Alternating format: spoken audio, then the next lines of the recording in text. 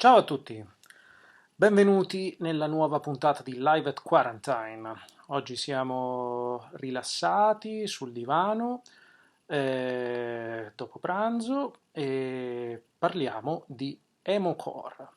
L'emo in effetti di questi tempi ci sta bene perché insomma siamo tutti un po' emozionali e dopo aver parlato dei Nabat che ci hanno avvicinato un po' alla scena do it yourself, oggi ci spostiamo nell'altra sponda dell'Atlantico e andiamo indietro negli anni, all'inizio degli anni 90, per un gruppo assolutamente fondamentale per chiunque ha ascoltato, chiamiamolo punk rock, chiamiamolo il primo melodic hardcore, ma soprattutto emo core era definito. Sto parlando dei Jawbreaker.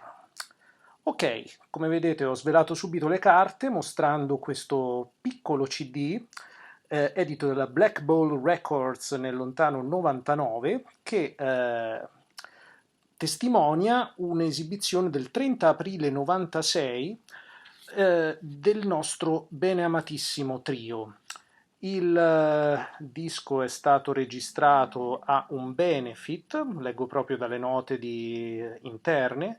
The show was a benefit for Rock for Choice held on April 30, 1996 at the Warfield in San Francisco. E niente, come vedete è anche autografato, dopo vi racconto quando e come, ma prima un po' di storia. I Jawbreaker sono un trio, innanzitutto un trio che è sempre rimasto tale, i membri sono sempre stati gli stessi dalla loro formazione, precisamente Blake Schwarzenbach, Chris Bernmeister e Adam Faller, e come tutti i classici power trio erano molto intensi e diretti, ma la loro principale caratteristica erano i testi, belli, introspettivi, profondi, con delle liriche che si sposavano benissimo con le loro canzoni.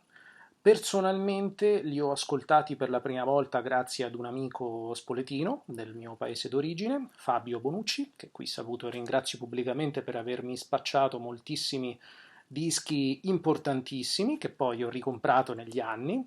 E il primo album che mi ha passato fu questo qui, Dear You, che qui ho in vinile e che lui mi prestò in CD all'epoca. È il disco anche che contiene probabilmente i brani più conosciuti dei Jawbreaker, non tutti, ma sicuramente ce ne sono alcuni come Save Your Generation, Fireman, Jet Black, insomma sono tutti brani bellissimi. I Jawbreaker tra l'altro si sciolsero nel 96, per cui io non feci in tempo a vederli. All'epoca li organizzava il beneamato Corrado Gioia, che saluto anche lui, e però insomma in Umbria non li ha mai portati e io non è che mi potevo muovere tanto a 15 anni. Per cui ho dovuto aspettare un bel po' prima di vederli. Il sogno è stato coronato nella recentissima reunion che li ha portati a Milano a maggio dell'anno scorso e ringrazio DNA Concerti per averceli portati ed è stato proprio lì che sono riuscito anche a farmi autografare un po' di materiale che avevo nella mia discoteca. E il disco in questione, peraltro, è anche curiosamente l'unico che i Jawbreaker stessi non hanno riedito in vinile.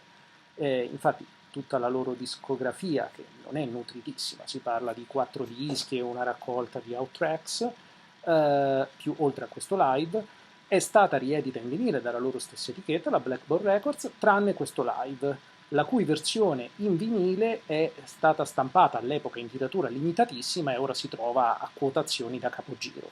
Se qualcuno volesse liberarsene, sappiate che sono più che disponibile a prenderli. Cos'altro dire? Nulla, semplicemente ve ne consiglio l'ascolto e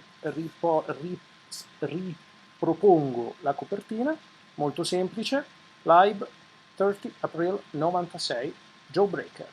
Ciao, a domani!